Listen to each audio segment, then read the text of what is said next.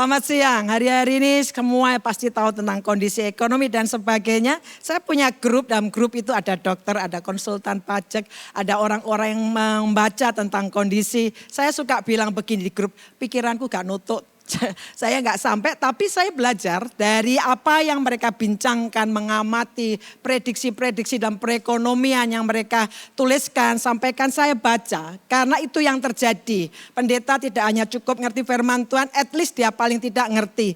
Dan Bapak Ibu semua baik di sini, baik pekerja, pegawai, ataupun yang punya perusahaan. Hari-hari goncangan banyak, when the economy shakes, the kingdom stands. Bagaimana ketika ekonomi mengalami goncangan, tapi ada kerajaan yang tak tergoncangkan, dan bagaimana kita tetap teguh di tengah-tengah ketidakpastian ekonomi. Kalau Bapak Ibu saat ini pelaku bisnis, ucap syukurlah dulu untuk yang bekerja, karena hari-hari ini yang namanya PHK di mana-mana. Kalau masih punya kerjaan disyukurin dulu, karena pelaku bisnis hari-hari ini juga mengalami goncangan-goncangan, baik secara global maupun juga karena khawatir dengan arah kebijakan-kebijakan ekonomi dalam negeri. Muncul tren kan, muncul tren sel Indonesia, itu sudah muncul. Dan orang-orang menggembar-gemborkan tentang sel Indonesia, akibatnya apa? Sejumlah investor global pada akhirnya mengurangi eksposur terhadap aset yang ada di Indonesia, mulai dari saham, obligasi, dan rupiah.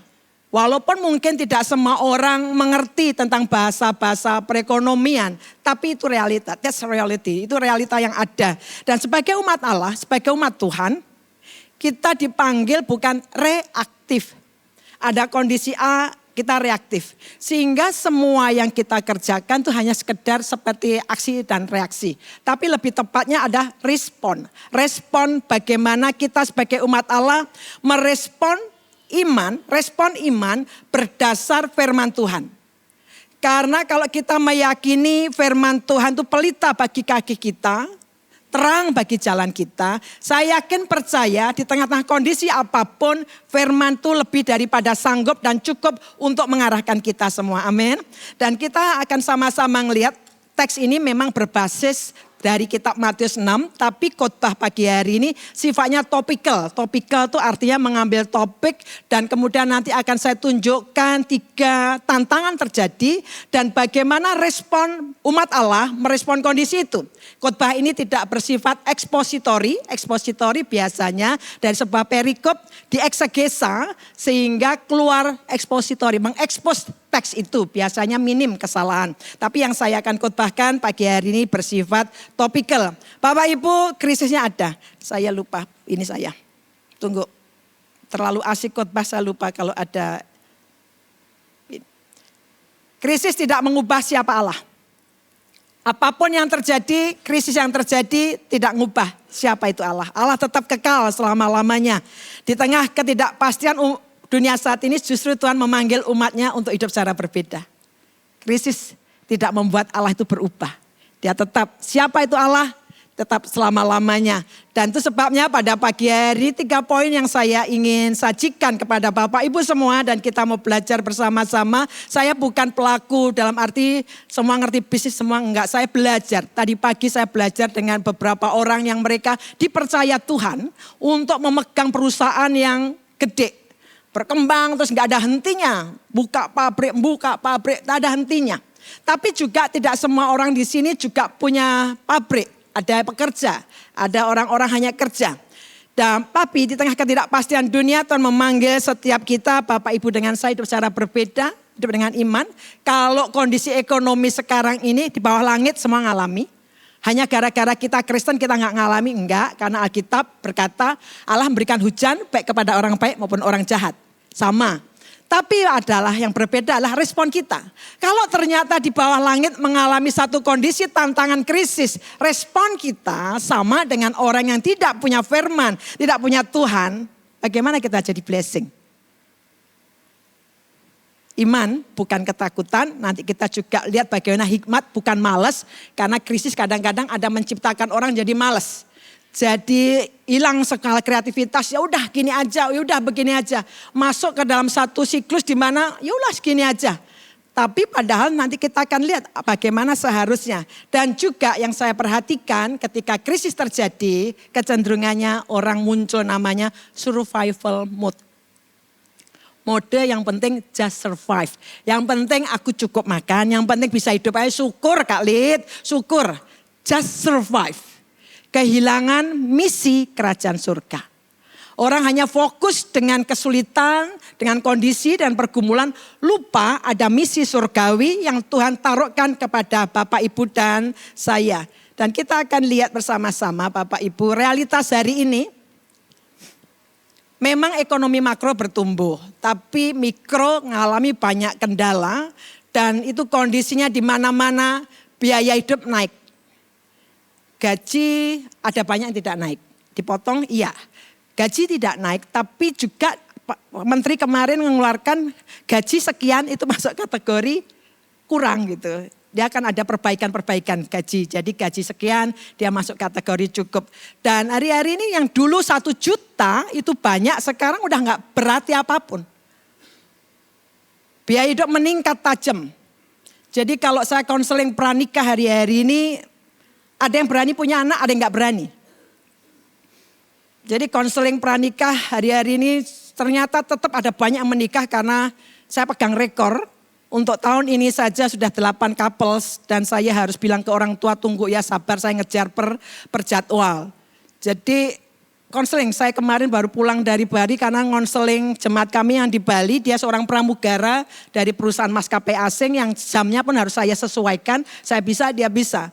Banyak yang masih nikah walaupun di tengah-tengah kondisi seperti ini. Dunia kerja penuh disrupsi dan tidak pasti. Dan inilah tantangan yang kita hadapi. Hanya saja kalau responnya salah, yang terjadi kita akan tenggelam. Setiap tantangan duniawi menuntut juga respon surgawi. Dan kalau Bapak Ibu perhatikan, yang namanya krisis ini bukan baru kali ini. Bukan baru kali ini. Back kepada Alkitab, kembali pada Alkitab aja. Apa yang terjadi di Alkitab? Realitas sejarah umat Allah. Umat Tuhan mengalami krisis jauh lebih parah daripada yang Bapak Ibu dan saya alami saat ini. Krisisnya nggak tanggung-tanggung. Sepertinya kontradiktif sebagai umat Allah tapi mengalami satu situasi hakim-hakim pasal 6 melarat. Melarat. Itu nggak cocok dengan title sebagai umat Allah. Orang Israel setiap kali panen orang Median datang ngabisin panennya. Melarat 7 tahun menderita. Pernah ada di Alkitab. Kalau Bapak Ibu baca di kitab Raja-Raja ada satu kondisi krisis yang sangat fatal. Sampai-sampai mohon maaf tai merpati aja dijual. Kepala keledai pun diberi harga. Dan bahkan ada satu kisah di mana pada waktu mengalami kondisi di embargo. Embargo Israel itu kan dikelilingi tembok. Kalau di embargo di stop semua pasokan. Tunggu aja cepat lambat pasti habis. Pada waktu itu dikatakan Alkitab menulis apa adanya, bukan bahasa hiperbola. Alkitab mengatakan ada 2 ibu datang menghadap raja. Si ibu bilang begini, dia nangis, kemami janjian, kemarin tuh masak anak saya, hari ini harusnya anaknya dia dimasak. Begitu parahnya sampai kanibalisme. Anak sini dimasak. Krisis yang betul-betul krisis. Di sepanjang Alkitab Bapak Ibu akan ketemu. Just because mereka umat Allah tidak luput dari krisis. Ngalami krisis. Kuncinya bukan pada situasinya sebenarnya, tapi responnya. Situasinya bisa jadi kita ngalami krisis.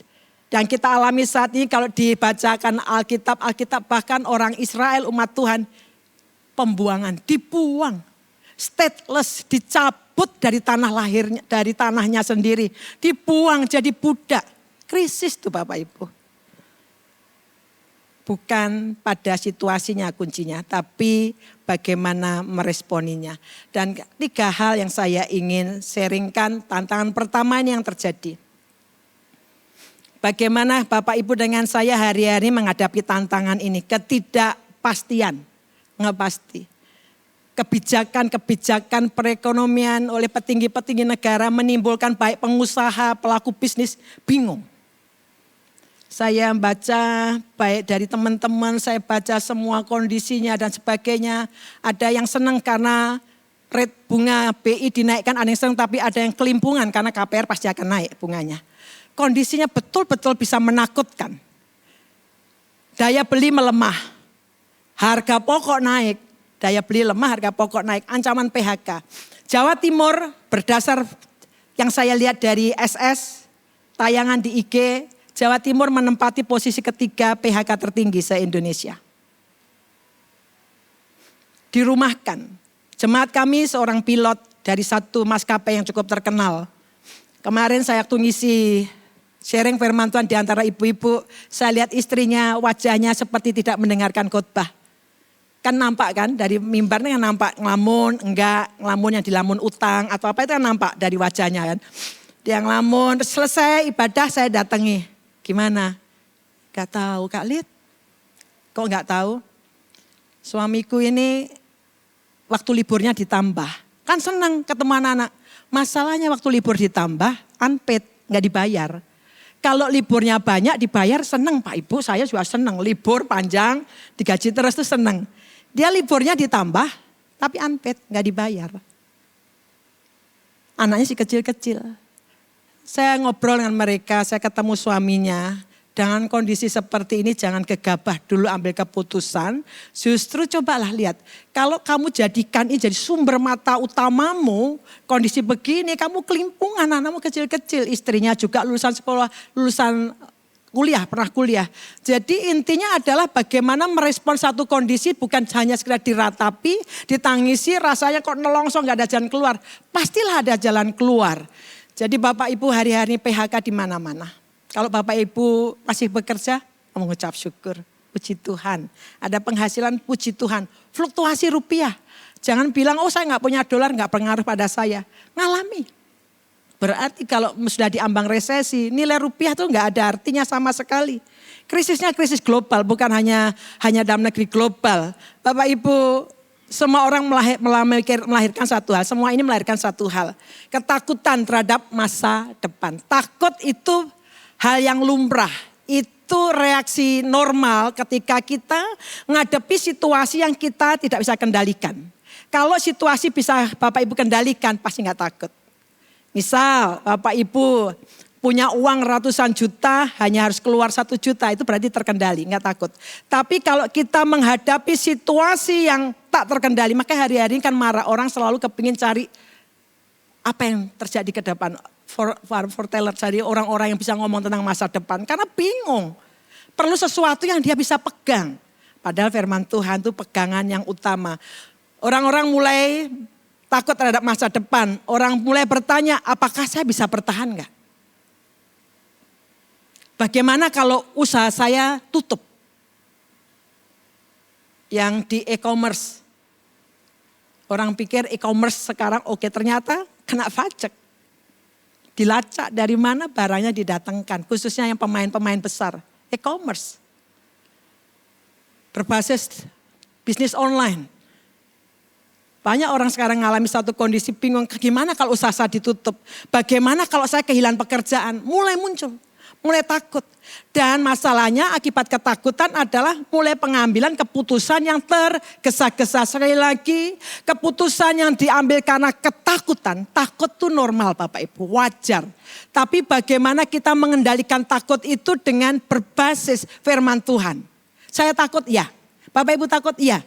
Tapi jangan ketakutan. Kalau ketakutan itu hilang akal sehat. Contoh ya, pada waktu tahun 98 saya terbang saya nggak terbang, naik kereta api ke Jakarta. Karena Tuhan taruh di hati saya untuk berangkat ke Jakarta dalam kondisi chaos.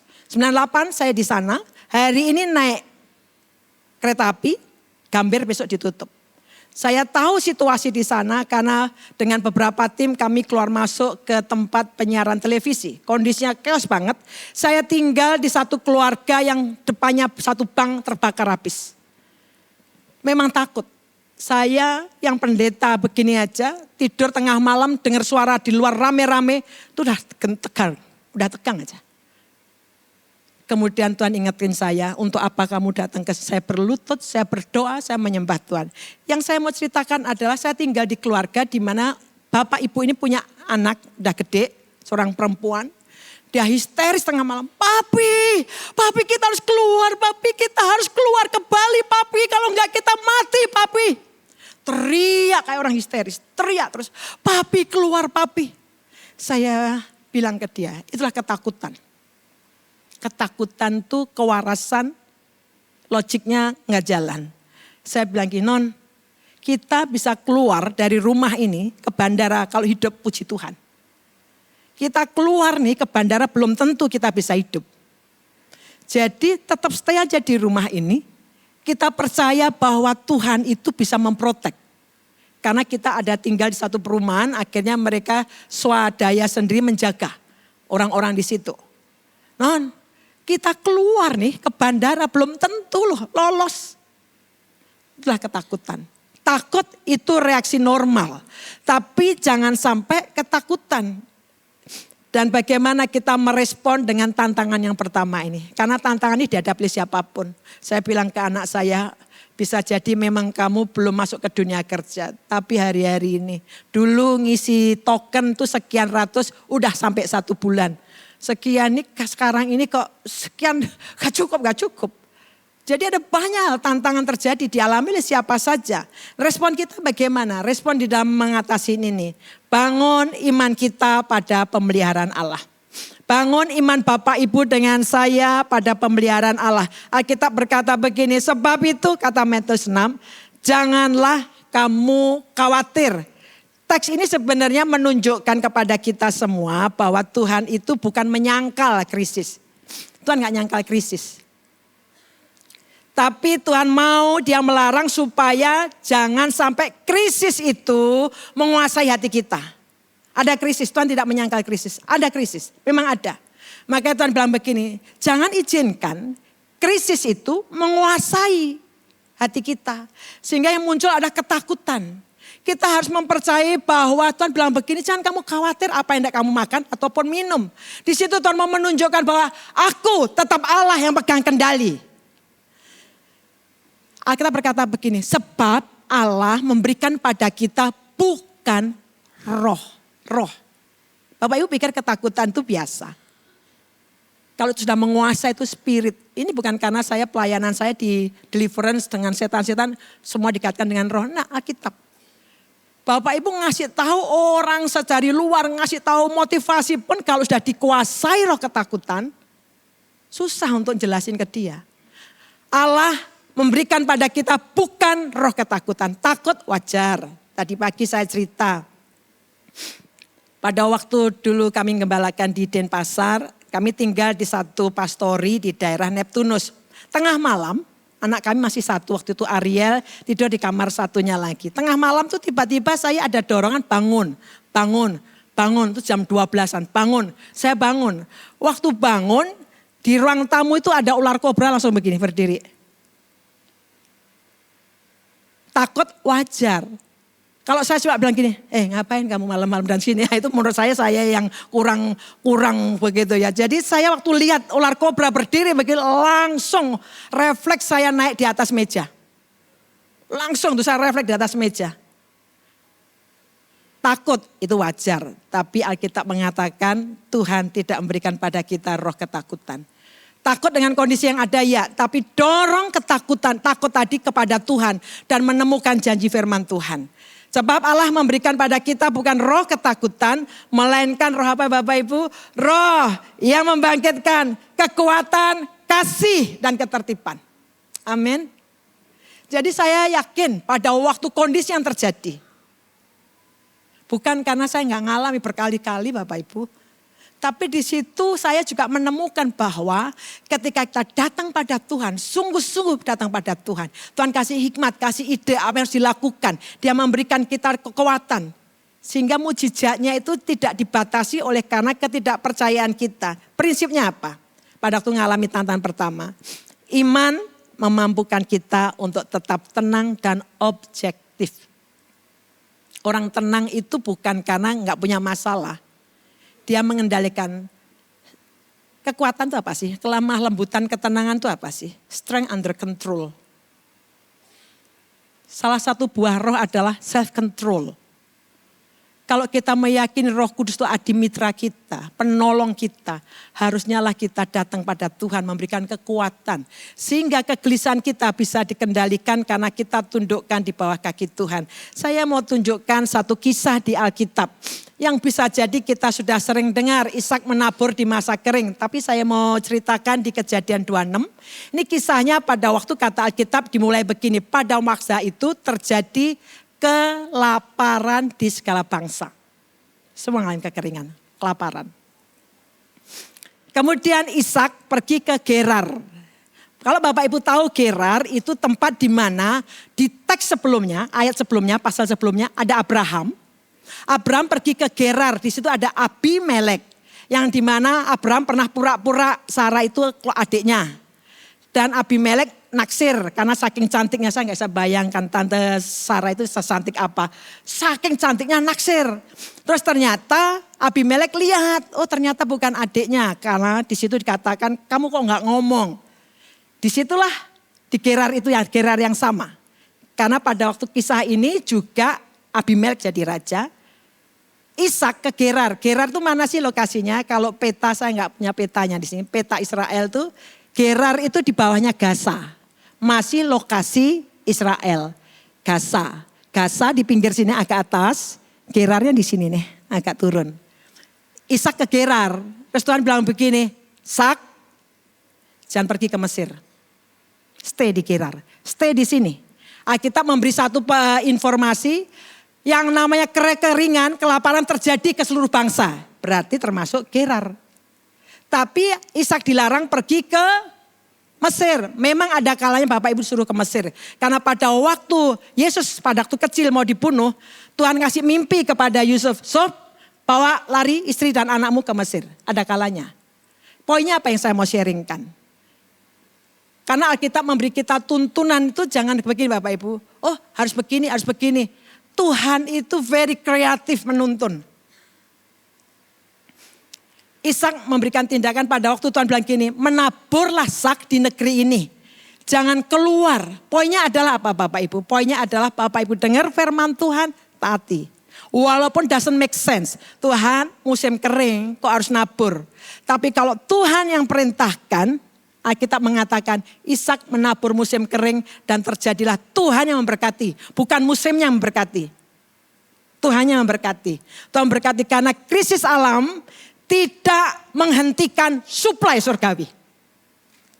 Amin. Krisis alam, krisis yang terjadi tidak menghentikan suplai surgawi daripada Tuhan. Baik kalau baca Alkitab. Pada waktu Daud, Bapak kalau baca 1 Samuel, 2 Samuel ketemu dengan Daud. Yang dimana Daud itu bolak-balik tanya sama Tuhan. Pada waktu dia dikejar, sembunyi di Kehila. Terus kemudian Kehila didatangi Filistin. Daud tanya Tuhan, apakah aku harus memerangi Filistin? Akan kau berikankah Kehila kepadaku? Ya, Kehila akan kau berikan kepadamu. Menang Daud, menang. Terus kemudian Saul dengar Daud ada di Kehila. Daud tanya lagi, Daud tidak bilang begini, Kehila kan sudah aku bantu, gak mungkin lah mengkhianati aku. Daud tuh tanya sama Tuhan, dia tidak pernah pakai ininya sendiri. Dia tanya Tuhan, apakah Kehila akan menyerahkanku kepada Saul? Ya, Kehila akan menyerahkan kamu kepada Saul. Daud pergi hari. Di Gurun Sif dia pindah lagi. Pada waktu dia ngelawan orang Filistin, dia bilang gini, Tuhan apakah aku harus maju memerangi mereka? Ya, majulah. Daud maju, menang. Tapi kali kedua mereka memerangi lagi. Filistin yang sama, Daud tanya, Tuhan apakah aku harus maju? Enggak, kamu ngelingkar. Nanti setelah kamu dengar bunyi suara derak di pohon kertau, itu saya nggak bisa paham itu sampai hari ini. Gimana ada suara derap langkah kuda di atas pohon kertau? Itu sinyal kamu akan maju dan kamu akan menang. Artinya apa sih Bapak Ibu? Di tengah krisis, jangan lupa andalkan firman Tuhan. Kondisi ini bisa jadi sangat menakutkan dan don't know what to do. Tapi ketika kita datang pada Tuhan, Ishak bilang, Ishak, jangan pergi ke Mesir. Kalau hari-hari ini kita kadang-kadang menurut perhitungan kita akan bagus begini dan begitu. Doakan dulu. Pada waktu Ishak nurut, taat. Allah memberkati luar biasa. Praktisnya apa? Bapak Ibu jangan mengambil keputusan berbasis kepanikan saja. Panik. Orang panik tuh apa aja gitu. Kecenderungannya pasti salah. Tapi bangun fondasi hidup kita di atas janji Tuhan. Bukan sekedar berita ekonomi. Amin. Saya sekarang ini punya kebiasaan yang baru. Saya punya sekretaris. Sekretaris saya ciamiknya Paul Ciamso. Enggak pakai marah, enggak pakai protes. Tengah malam saya suruh kerja mau, pagi-pagi saya suruh kerja mau. Namanya Mbak AI. Ini Mbak AI, ini buatannya Mbak AI. Tahu Mbak AI? Ya, artificial intelligence. Dia enggak pakai marah. Saya nyuruh dia, saya bikin pagi-pagi baca renungan Alkitab. Dari Logos tadi saya ketemu dapatkan rema, kemudian saya nulis. Kemudian saya ketik rancangan khotbahnya, terus saya bilang, tolong Mbak Ai, bikinkan aku gambarnya maunya kayak gini-gini. Mbak Ai gak pakai marah dia. Kalau dulu saya bikin khotbah PowerPoint tuh minim satu khotbah tuh 5-6 jam saya bikin PowerPoint. Untuk ketemu gambarnya dan sebagainya. Sekarang Mbak AI saya kerjain tengah malam, pagi-pagi. Bapak Ibu, tapi yang saya mau sharingkan adalah bangun hidupmu dengan fondasi firman Tuhan. Hari-hari justru masa-masa yang paling bagus. Perenungan kita firman Tuhan. Baca. Karena sebenarnya kalau Bapak Ibu baca, Tuhan seringkali tidak memberi kita masukan tentang ekonomi. Tapi lebih ke arah tentang bagaimana kembali kepada Tuhan. Yang kedua, tantangan kedua ini yang terjadi. Dunia berubah dengan cepat. Dan kita nggak bisa mungkiri ada orang anti dengan AI. Sebenarnya teknologi itu sangat menolong kalau kita bisa memakai dengan baik. Teknologi. Tapi ada orang bilang AI dari setan. Saya nggak ngeliat begitu karena Allah itu atas teknologi. Tuhan itu bisa memakai segala macam teknologi. Dan kita perlu melihat kita bisa memakai teknologi tanpa harus mengorbankan iman percaya kita. Karena teknologi itu bisa. AI, ChatGPT bisa diajak konseling? Bisa. Tapi saya juga saran kepada anak muda, kamu salah-salah masukan, ya kalau kamu lihat cek benar-benar secara spiritual tidak terlalu banyak, biasanya kamu akan diarahkan ke Jehovah Witness. Jadi kalau kita nggak betul-betul ngerti tentang fondasi firman Tuhan, salah-salah kamu ketemu liberal. Tapi bisa dibuat diskusi, bisa konseling, bisa. Tapi tetap Bapak Ibu dengan saya yang punya perasaan, punya intelektual lebih tinggi. Kenapa? Saya bermain dengan AI. Saya suruh nulis ini, bolak-balik salah. Saya bilang dipapani dengan baik. Diketik sama dia, dipapangani dengan baik. Salah, saya berulang-ulang akhirnya lelah, udah biarin aja lah sama dia. Dan juga walaupun bisa diajak ngobrol, ChatGPT kita dapat informasi. Tetap fungsi Bapak Ibu dengan saya itu tetap fungsi yang diperlukan. Konseling. Saya belum pernah ketemu AI bisa ngusir setan. Jadi at least ada part-part memang betul di sini terjadi kecerdasan buatan, digitalisasi massal, iya. Dan kita jangan nolak karena itu yang terjadi. Kata pelaku trading, dia bilang begini, jangan melawan tren katanya. Tren jangan dilawan. Sama ini trennya sedang ada begini, jangan dilawan. Tapi bagaimana belajar kita ngerti tentang perkembangan zaman. Memang gara-gara AI ini otomatisasi terjadi industri. Orang-orang mulai diganti manusia, ganti robot. Ada persaingan global. Dan ada beberapa kepunaan pekerjaan konvensional. Hari Jumat kemarin kan saya masih di Bali. Saya sama suami saya, waktu menuju perjalanan ke gedung gereja. Kami lihat ada satu bapak-bapak pikulan gitu loh. Terus suami saya nyeletuk, kok masih ada ya zaman sekarang? Sol sepatu, tahu sol sepatu zaman jadul kita dulu kan bapak-bapak yang mikul gitu ya. Kok masih ada ya? Orang itu jalan cukup jauh dan saya yakin kemungkinan untuk orang memperbaiki sepatu yang ke orang ini minim sekali. Saya hampir berhenti mau ngejak ngobrol dia, memberi wawasan, itu mau akan panjang. Tahu mak, saya kadang-kadang lihat ada orang yang masih pakai gitu konvensional sementara zaman sudah berkembang. Pertanyaannya adalah Bapak Ibu, walaupun kondisi begini tetap ada yang namanya muncul pekerjaan-pekerjaan baru.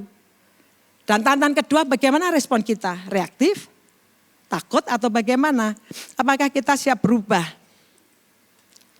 Respon kita adalah bagaimana kita mengolah berkat yang Tuhan sudah percayakan dengan hikmat dan keunggulan. Maksudnya apa? Di tengah-tengah tantangan, semakin banyaknya orang pakai robot dan sebagainya, digitalisasi dan sebagainya. Tetap kita harus mempercayai bahwa barang siapa setia dalam perkara kecil, kepadanya akan dipercayakan perkara yang besar. Integritas perlu. Bapak Ibu, tengah-tengah dipersempitnya pekerjaan, Tuhan tetap mempercayakan lebih kepada mereka yang dapat dipercaya. Amin. Di gereja kami ini ada satu ibu, dia sudah nikah dengan bule. Saya selalu bilang saya ini bulog, bule lokal, ini bule beneran. Bule dari luar negeri, nikah udah mulai udah umurnya 50-an. Suaminya lagi tidak punya kerjaan, sebenarnya dia punya toko jualan papan surfing. Tapi masa setiap hari akan jualan laku. Singkat kata mereka mengalami problem secara ekonomi. Istrinya ini rajin banget. Sejak ikut DK, ikut HP. Dia pelayanan asar datangnya pagi-pagi banget. Waduh ini orang betul-betul saya sebagai pemimpin jemaat tuh ngelihat dia ini luar biasa. Satu kali ulang tahun gereja dia izin Kak Lid, boleh enggak saya bikinkan gift-gift kecil. Danain sendiri, dia buatin, dia kerajinan tangan. Saya ngelihat nih orang betul-betul dia hal sepele tapi orang ini bisa dipercaya. Sampai beberapa bagian tuh dia jadi rebutan. Karena memang karakternya bagus, dipercaya hal sepele, bisa dipercaya. Nah dia tiba-tiba ada satu lowongan pekerjaan. Dia bilang gak masuk akal, usia saya udah 50-an. Siapa yang mau meng-hire saya? Tapi faktanya dia di-hire oleh perusahaan, bosnya orang Spanyol. Nah pada waktu dia di-hire itu harusnya hanya pembukuan tapi dia diajari banyak hal. Singkat kata saja, dia baru semingguan kerja. Kemarin dia ngobrol sama saya, kali tahu enggak? Bosku mau balik ke Spanyol. Untuk sekian lama dia akan berlibur. Dan dia bilang ke saya begini, kamu yang take care semuanya. Kamu yang handle semuanya. Oh tunggu dulu, saya kan gak ngerti apa-apa. Kamu yang ngawasi karyawan saya. Saya baru kali gini. Bosmu ngelihat sesuatu dalam dirimu, ada karakteristik yang dia lihat yang kamu gak tahu. Apa Kak Lid? Kamu bisa dipercaya. Karena bosmu pasti sudah tahu bahwa kamu itu orang yang bisa dipercaya. Baru masuk kerja, bosnya mau meninggalkan ke Spain, ke Spanyol, dipercayakan perusahaannya ke dia. Suruh overseeing semua dan dia harus belajar dengan cepat. Memang anaknya pembelajar sekali, cepat sekali. Saya bilang, karena ada satu karakteristik dalam dirimu. Bisa dipercaya. Baru-baru ini saya dari Jakarta, saya percepat saja khotbah saya karena ada satu poin lagi. Saya ketemu satu orang, dia dulu udah kerja di Singapura, udah sukses, udah enak sama istrinya. Tapi Tuhan taruhkan hatinya untuk balik ke Jakarta, membantui usaha papanya yang bekerja di spare part mobil tapi bukan usaha gede.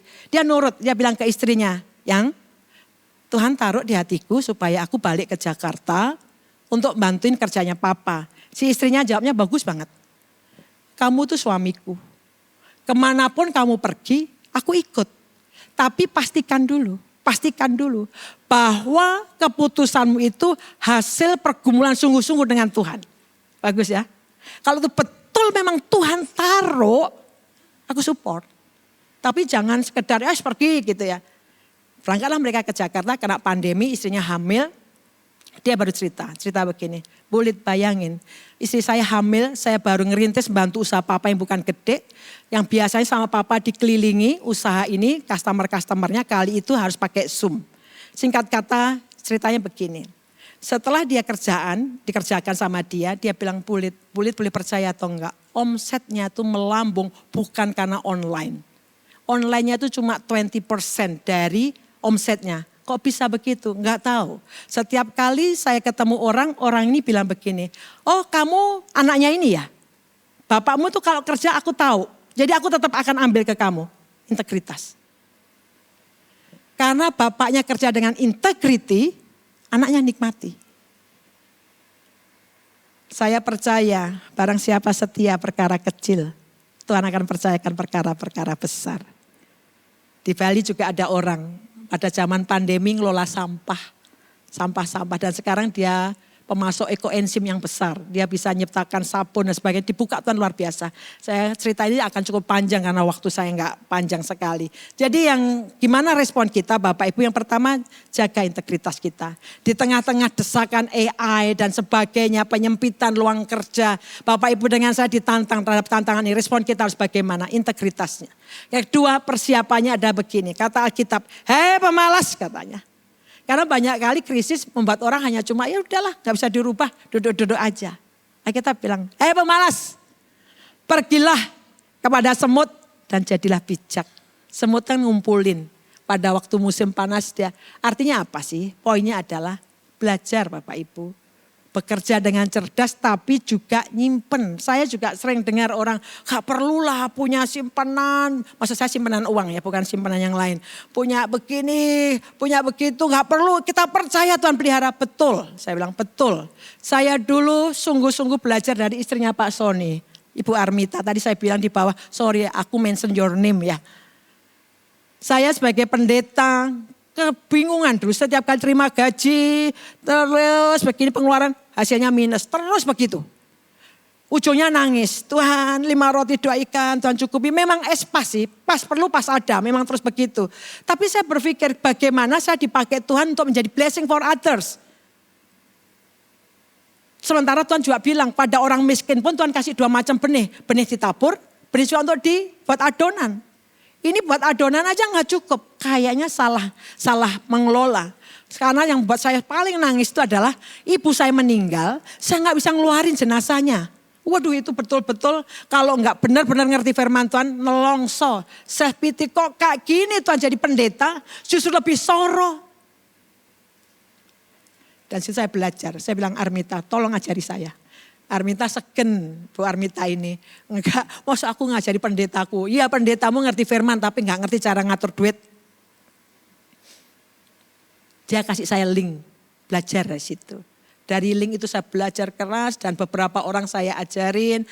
Setiap orang yang saya konseling saya ajari prinsip itu. Saya ajari kelola. Bapak Ibu kalau lihat talenta 5, 2, 1 talenta itu. Coba perhatikan, yang punya 1 talenta. Dia simpen kan?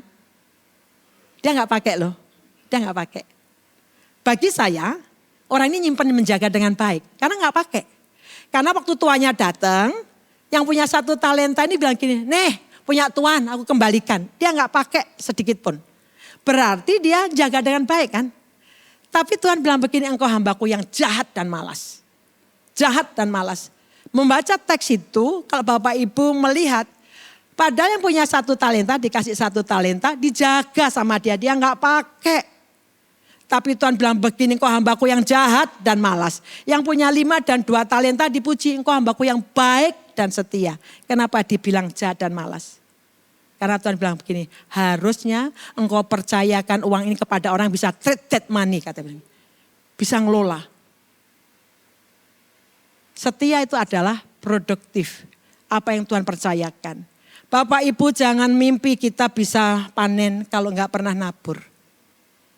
Kita cuma pikir untukku, benih itu cuma dipakai untuk adonan. Tapi lupa untuk ditabur. Jangan pernah berpikir begitu. Saya bilang ke anak-anak saya, kamu pikir doa minta panen diberkati Tuhan. Gimana caranya? How come? Kamu enggak pernah nabur. Dari cara menghitung itulah. Dulu selalu bilang gini, Tuhan nanti saya akan bawa ke rumah Tuhan setelah ada sisanya ya. Sekarang enggak. Saya langsung di depan gajian datang atau enggak. Belum waktunya datang. Jadi saya selalu berangkat 50, 30, 20 saya pakai prosentase. Katanya Bu Armita, hebat sekali kamu pakai prinsip itu. Ya saya belajar dari Elizabeth Buffett. Saya bilang begitu. Kalau 50%-nya kurang, saya enggak ote-ote. Saya enggak akan ote-ote perpuluhan saya. Saya enggak ote-ote uang yang saya harusnya kasih ke orang. Kalau kurang saya doa, Tuhan gimana caranya bisa mencukupi. Itu yang cara saya juga ngonseling ke anak-anak yang mau nikah. Karena ternyata walaupun mereka anak orang kaya kadang-kadang juga gak paham gimana ngelolanya. Saya rasa di sini ada banyak orang jauh lebih jago dalam mengelola uang. Kalau saya kan mengelola uang terbatas dari gaji tapi juga dikembangkan, dikelola dengan baik. Bekerja, menyimpan, mempersiapkan masa depan. Saya bilangnya anak saya, walaupun kamu nabung cuma 200.000 tapi at least kamu tahu di mana kamu taruh supaya bisa kamu punya persiapan. Yang ketiga, respon kita dalam kondisi begini punya etos kerja. Etos kerja. Apapun, karena kita seringkali membedakan antara yang sekuler dengan yang rohani.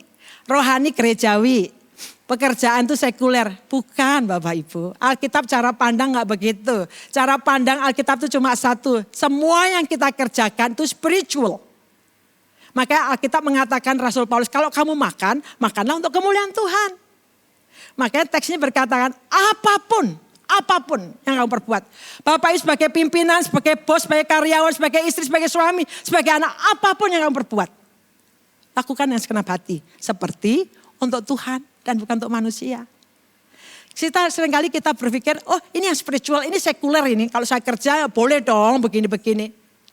Karena kita membedakan, mempolarkan. Pada melihatnya harusnya satu, rohani. Apa yang kita lakukan semuanya kata Alkitab untuk Tuhan. Dan saya mendorong Bapak Ibu, keunggulan kerja adalah wujud penyembahan. Unggul. Kalau kita baca, oh enak hidup di zaman anugerah, iya betul. Tetapi Bapak Ibu perhatikan. Hidup di bawah Taurat, mata ganti mata, gigi ganti gigi. Hidup di zaman anugerah, beri pipi kanan yang nampar pipi kiri. Nggak boleh tonjok balik.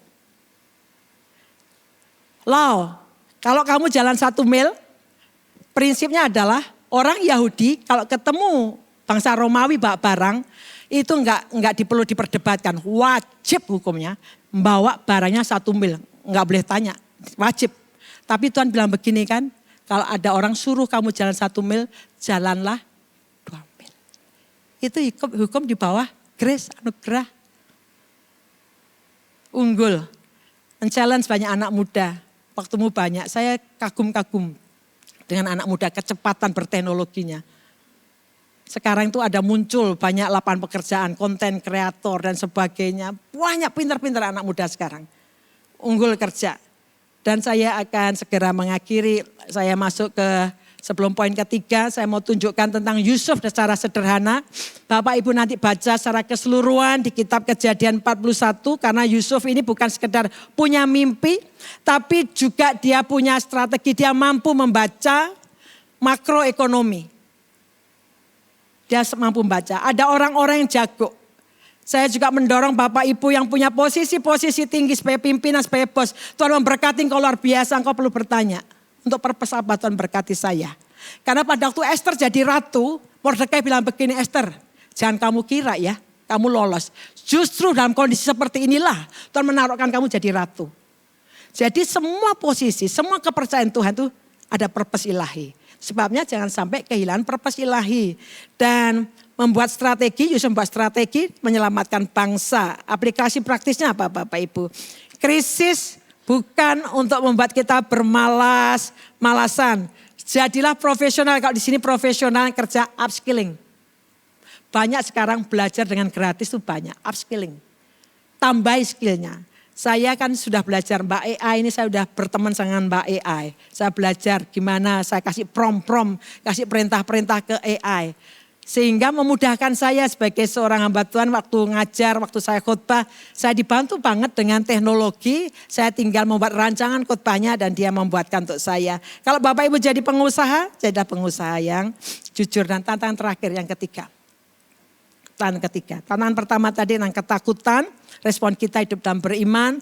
Tantangan kedua dengan dunia AI dan sebagainya. Bagaimana respon kita tetap menjaga integritas, mengelola apa yang Tuhan sudah percayakan pada kita. Dan kemudian juga kita belajar yang ketiga ini, tantangan ketiga, krisis memicu kita egois. Pasti itu. Krisis itu membuat kita memikirkan aku. Tekanan ekonomi. Khususnya kalau Bapak Ibu di menengah, di level menengah, survive saja. Survival mode-nya pasti tinggi. Menghidupkan insting yang penting tahan hidup. Naluri manusiawi itu pasti begini, nimbun sumber daya untuk aku, berhenti memberi dan menyumbang, berhenti melayani orang lain. Ini survival mode itu semua kita punya survival mode. Tapi seringkali krisis itu membuat kita berpikir jadi egois. Bagi yang survival mode, seperti kitab Hagai, Hagai ini kan pada waktu mereka membangun di zaman pemerintahan Raja Kores. Terus kemudian waktu membangun bait Allah, tantangannya banyak. Akhirnya lelah sendiri dan akibatnya mereka 16 tahun nggak mau bangun lagi. Terus Hagai datang negur. Dan mereka jawabnya begini, sekarang belum tiba waktunya untuk membangun kembali rumah Tuhan. Kami masih perlu fokus pada diri kami. Sering kali akan jawab begitu. Belum waktunya, belum waktunya melayani. Kami masih babak belur, belum waktunya memberi, kami aja kalang kabut. Tuhan bilang gini, kamu memapani rumahmu baik-baik. Tapi kamu membiarkan rumah Allah hidup terbengkalai. Tapi bagi orang yang hidupnya sudah terberkati banyak hal yang dia bisa dapatkan. Terus menerus, kadang-kadang masuk yang namanya kekosongan. Kosong, kenapa? Karena dia tidak bisa ngelihat fokus. Kamu nabur banyak, tapi nuai sedikit, mau pulang sedikit. Makanya Tuhan bilang begini, perhatikan keadaanmu. Arahkan kembali kepada purpose Allah. Naiklah ke gunung kata firman Tuhan. Maksudnya apa? Bukan karena bangun bait Allah kita diberkati, tidak. Ketika the presence of God, hadirat Tuhan dipulihkan dalam hidup kita masing-masing. Berkat itu bonus. Itu tujuan Tuhan. Ketika pemulihan hubungan kita dengan Tuhan sudah dibereskan, berkat itu bonus. Jadi fakta realitas di masa-masa gelap inilah justru dunia membutuhkan terang kita. Dan saya segera mengakhiri dengan bagian-bagian ini, respon kita apa dalam kondisi seperti ini. Dalam kondisi survival mode sedang jalan, semua orang selfish lihat dirinya sendiri. Jadikanlah diri kita saluran berkat dan utamakan kerajaan Tuhan. Amin. Carilah dahulu kerajaan Allah, jangan hilang fokus. Khawatir, jangan kamu khawatir. Orang yang bingung kekhawatirannya, lupa cari dulu kerajaan Tuhan. Jangan hilang fokus kerajaan surgawi. Jangan hilang itu. Engkau boleh kerja, engkau boleh menghasilkan banyak, tapi fokuslah ada purpose Tuhan di dalamnya. Cari dahulu kerajaan Allah dan Allah sanggup melimpahkan segala kasih karunia kepada kamu supaya kamu senantiasa berkecukupan dalam segala sesuatu dan malah berkelebihan dalam berbagai kebajikan. Amsal 11:24 kita baca sama-sama. Ada yang menyebar harta tetapi bertambah kaya, ada yang menghemat secara luar biasa namun selalu berkekurangan. Sekali lagi prinsip dalam mengatur ngelola uang itu harus benar. Harus benar. Dan Bapak Ibu kalau melihat di dalam kisah para rasul, gereja tumbuh bukan karena ekonomi berlimpah. Lagi ngalami krisis yang berat. Mereka dikejar-kejar, hidup di bawah bayang-bayang maut. Dianiaya sewaktu-waktu. Ekonomi pasti tidak bisa jalan dengan baik. Mereka kerja dengan titelnya mereka pengikut Kristus menimbulkan pasti ada diskriminasi. Ngalami satu krisis, tapi disitulah mereka hidup berbagi. Koinonia, hidup berjemaat, saling membagi. Dampaknya apa? Dampak supranaturalnya. Ketika gereja Tuhan tidak selfish, jadi blessing. Allah menambahkan hari lepas hari. Jadi gereja bertumbuh bukan karena ekonomi berlimpah, tapi karena kasih yang nyata. Tetaplah memberi, melayani, dan membawa harapan. Dunia butuh harapan. Terang bersinar di tempat yang kelam. Jadilah berkat. Teruslah menabur. Dan saya tutup dengan teks ini. Ini lebih parah. Bapak Ibu memang bukan petani. Bapak Ibu bukan gembala. Tapi teks ini menunjukkan semuanya enggak ada hasil. Kerjaan Bapak Ibu enggak ada hasil. Tapi baca bersama-sama ya. 2, 3 ya. Sekalipun pohon ara tidak berbunga. Pohon anggur tidak berbuah. Sekalipun kambing domba terhalau dari kurungan, namun aku akan bersorak-sorak dalam Tuhan. Habakuk tidak memuji Tuhan karena indikator ekonomi yang berubah. Oh IASG-nya naik, wah seneng aku. IASG-nya turun, lemeslah kita. Khususnya trader. Habakuk memuji Tuhan bukan karena indikator ekonomi lagi baik-baik saja. Justru sebaliknya. Ia memuji Tuhan karena dia tahu bahwa Allah yang kita sembah adalah Allah yang setia. Amin Bapak Ibu. Kiranya saya mengakhiri dengan ini. Jadilah terang di tengah badai. Engkau dinantikan. Jadi terang. Firman Tuhan bukan sekedar penghiburan di masa sulit, Tapi firman Tuhan membentuk cara hidup kita yang sama sekali berbeda. Kalau saat ini dunia tergoncang, sekeliling kita tergoncang karena ketakutan, karena itu komunikasi bahasa hari-hari ini yang terjadi. Biarlah hidup kita membuktikan bahwa kerajaan Allah tak tergoncangkan. Kasih kekuatan, kasih pengharapan pada orang lain. Kita percaya tangan yang dikerjakan oleh tangan kita, Tuhan akan memberikan hasilnya. Amin. Mari kita datang pada Tuhan.